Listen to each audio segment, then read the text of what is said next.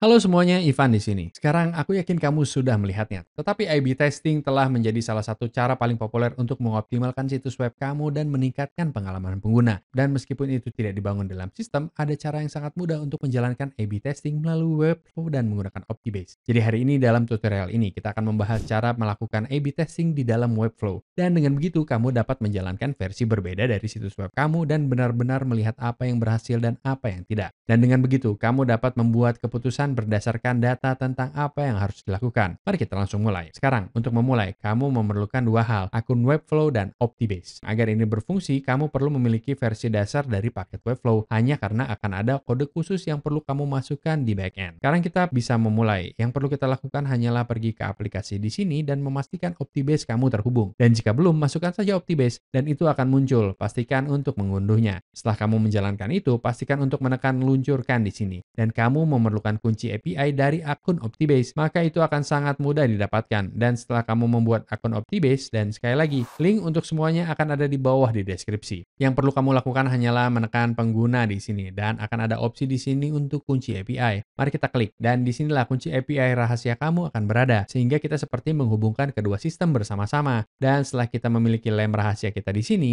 kembali ke situs web kamu dan masukkan kunci API itu, dan boom. Setelah itu berjalan, ambil script itu di sini, mari kita salin. Sekarang, kita akan pergi ke pengaturan situs web kita. Jadi, sudut kiri atas, klik icon situs web, dan mari kita pergi ke pengaturan situs kamu. Dan disinilah paket dasar itu masuk, karena kamu akan membutuhkannya untuk mengakses kode khusus ini di sini. Jadi, scroll ke bawah ke kode footer, dan salin dan tempel kode tepat di bawah. Tekan simpan, dan sekarang setelah kamu mencapai titik ini, pastikan bahwa semua perubahan akan benar-benar berlaku. Jadi mari kita publikasikan situs kamu. Dan itu dia, bagian yang sulit sudah selesai. Dan kita hanya memiliki beberapa langkah lagi untuk menjalankan A/B testing kita. Sekarang, setelah kita kembali ke situs kita, pergi ke aplikasi kamu sekali lagi. Pastikan kamu melakukan semuanya dengan benar. Jadi tekan periksa dan boom, kita akan siap untuk memulai. Sekarang dari sini, disinilah kamu dapat membangun A/B testing itu.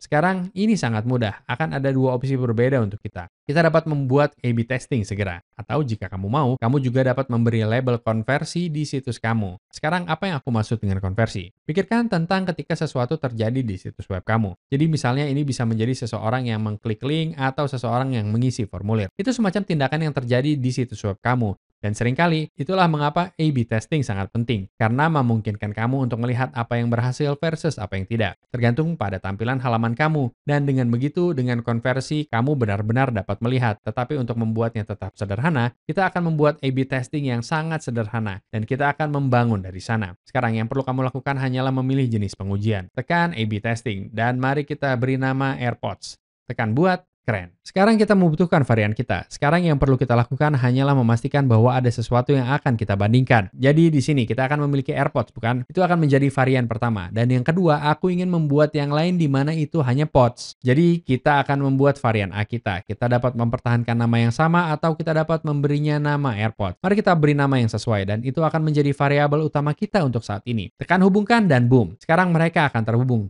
Dan jika kamu melewatkannya, itu sangat mudah. Yang perlu aku lakukan hanyalah memilih item yang akan menjadi variabel utama. Dan dalam hal ini, aku benar-benar memilih AirPods, dan dari sana itu menjadi variabel utama kita. Mari kita kembali ke sini, dan ingat, kita membutuhkan sesuatu untuk membandingkannya. Sekarang, kita akan mengambil AirPods, salin dan tempel di sini, dan kita akan membuatnya Pods. Sempurna. Sekarang, mari kita buat varian B itu. Kita akan menyebutnya Pods. Mari kita buat. Sorot Pods, hubungkan, dan boom. Kita akan siap untuk memulai. Lihat, sekarang kita memiliki Pods, dan kita memiliki AirPods, dua hal yang sama sekali berbeda. Tetapi, akan ada perbedaan besar setiap kali kamu membuka ponsel atau situs web kamu. Jadi, hal pertama yang akan dilihat orang adalah AirPods atau Pods. Seperti yang kamu lihat, cukup mudah untuk beralih di antara keduanya. Jika kamu mau, kamu juga dapat memilih berapa banyak traffic yang ingin kamu datangkan. Jadi misalnya, kita ingin 50% datang ke AirPods dan 50% lagi pergi ke Pod. Tetapi, kamu dapat bermain-main dengan persentase itu. Dan selain itu, kamu juga dapat mengklik batasan. Dan dari sini, kamu benar-benar dapat memilih versi mana yang akan dilihat orang di negara bagian atau negara yang berbeda. Jadi misalnya, jika aku berada di Antartika, bukan? dan kamu memiliki cara khusus untuk menargetkan orang-orang di area itu. Kamu dapat menunjukkan kepada mereka versi situs web yang berbeda, dan hal yang sama dapat diterapkan jika kamu berada di negara bagian atau wilayah yang berbeda. Kamu juga dapat melakukan batasan itu dalam hal perangkat, dan dengan begitu kita dapat mengontrol apa yang dilihat di ponsel, tablet, atau desktop. Dan hal yang sama dapat berlaku untuk sistem operasi. Seperti misalnya macOS, Windows, Android terlihat berbeda, dan desainer tertentu ingin memiliki nuansa dan tampilan tertentu pada platform mereka. Dan dengan begitu, tergantung pada apa yang kamu cari, kamu dapat membuat A/B testing, dan dengan begitu orang-orang akan melihat versi yang berbeda sesuai dengan itu. Sekali lagi, jika kamu scroll ke bawah, hal yang sama dapat berlaku untuk batasan browser. Dan setiap kali kamu ingin melihat hasil sebenarnya di balik apa yang terjadi, apa yang diklik orang, apa yang berhasil versus apa yang tidak, disitulah konversi itu benar-benar dapat berperan. Karena kita dapat membuat seperti mengklik link atau mengisi formulir, dan kita dapat menghubungkan versi situs web yang berbeda. Seperti misalnya jika itu Pods atau AirPods, dan melihat mana yang benar-benar mendapatkan lebih banyak klik link. Tapi untuk contoh ini kita akan membuatnya cukup sederhana. Jadi dalam pengujian ini kita hanya memiliki AirPods dan Pods. Mereka hanya akan bertukar tempat di setiap saat. Tetapi jika kamu memiliki konversi tertentu yang ingin kamu buat, aku akan melampirkan konversi itu ke A/B testing kamu. Dan dengan begitu kamu akan memiliki data akurat berdasarkan apa yang berhasil dan apa yang tidak. Dan setelah kamu menemukan versi yang memberi kamu hasil terbaik, apa yang akan aku lakukan secara pribadi adalah mencentang kotak ini di sini. Karena itu akan mematikan A/B testing setelah pemenang ditemukan. Sangat keren. Setelah kamu siap, yang perlu kamu lakukan adalah untuk A/B testing ini, mari kita aktifkan dan mari kita publikasikan ke situs kita. Pilih domain dan boom, kita akan siap untuk memulai. Jadi setelah kita melihat situs web kita, ini akan beralih antara Pods dan AirPods. Tergantung pada siapa yang benar-benar melihatnya. Dan jika kamu ingin lebih jauh ke analitik, kamu selalu dapat melakukannya di alat OptiBase hanya dengan pergi ke pengujian. Dan kamu benar-benar dapat melihat bahwa pengujian AirPod telah dimasukkan ke sini juga. Jadi kamu benar-benar dapat melihat berapa banyak varian mereka dan berapa banyak pengguna yang diuji. Sejauh ini hanya aku sendiri. Dari sini kamu juga dapat melihat semua konversi, acara yang berbeda, atau bahkan daftar tunggu domain yang berbeda. Tetapi aku akan mengatakan hal yang paling keren di luar sana, dan itu belum keluar, adalah alat pelaporan. Dan ketika datang ke pelaporan, karena semuanya berada di bawah satu atap, kamu akan memiliki gagasan yang lebih baik tentang apa yang terjadi dalam hal A/B testing atau konversi. Dan dengan begitu, kamu akan memiliki pandangan lebih baik di bawah kap. Sekali lagi, ini belum keluar, tapi seharusnya segera hadir. Dan jika kamu pernah terjebak dengan pertanyaan di luar video ini, aku juga akan menghubungi dukungan pelanggan mereka. Karena dengan begitu, mereka benar-benar dapat masuk ke dalam akun kamu dan membantu kamu. Dan ketika datang ke A/B testing, inilah 3 tips yang benar-benar membantuku dalam perjalananku. Sekarang, hal pertama yang akan aku tekankan adalah memastikan bahwa kamu menguji satu variabel dalam satu waktu. Dan alasan mengapa aku mengatakan ini adalah karena seringkali kamu mengubah begitu banyak hal yang berbeda di luar sana di situs web, baik itu tombol atau link pada tampilannya. Jadi, kamu tidak benar-benar tahu apa yang berhasil, apa yang tidak. Aku tahu bisa terdengar seperti rekaman yang rusak dalam hal pelaporan. Namun, itu akan sangat penting bagi kamu untuk benar-benar melihat apa yang terjadi di bawah kap. Tidak ada gunanya melakukan A/B testing jika kamu terus-menerus mengubah seluruh landscape situs kamu. Tidak apa-apa melakukannya di awal, tapi setelah kamu menemukan sesuatu yang berhasil, aku mengubahnya di area yang berbeda. Dan dengan begitu, kamu akan melihat apa yang menjadi versi terbaik untuk kita. Sekarang tip kedua yang aku miliki untukmu, dan aku sangat bersalah dalam hal ini, adalah memastikan bahwa kamu menjalankan pengujian itu untuk jangka waktu yang cukup. Dengarkan aku di sini. Aku sangat tidak sabar ketika pertama kali memulai apapun, baik itu e-commerce atau yang berhubungan dengan situs web. Setiap kali aku tidak mendapatkan penjualan atau hasil yang aku inginkan, aku terus mengubah satu hal demi satu. Ini adalah kebiasaan yang sangat buruk, karena tidak memungkinkan kamu untuk melihat pengujian lengkap untuk jangka waktu yang baik. Dalam pengalamanku, aku pikir seminggu penuh akan menjadi minimum karena hanya perilaku pembelian yang akan sangat berbeda pada hari Senin, Selasa, atau Minggu. Jadi sekali lagi, seminggu adalah minimum.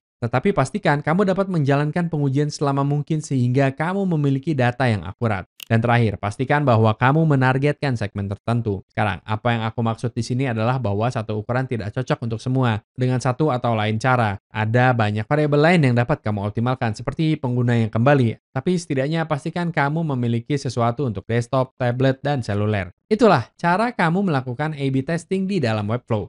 Seperti yang kamu lihat, melakukan pengujian ini atau opt-in batch dapat memungkinkan kamu untuk membuat keputusan berdasarkan data, yang dapat memberi efek besar. sangat besar ketika datang ke kinerja situs web kamu. Dengan menguji berbagai hal, kamu dapat menemukan versi terbaik untuk hampir setiap variabel, mulai dari CTA hingga tata letak sebenarnya dari situs web kamu. Jadi jika kamu ingin mencoba Optima atau Webflow sendiri, link untuk mereka akan ada di bawah di deskripsi. Dan jika kamu mendapatkan nilai dari ini, mohon pastikan untuk memberikan like dan subscribe untuk video lainnya seperti ini. Sampai jumpa lagi, peace!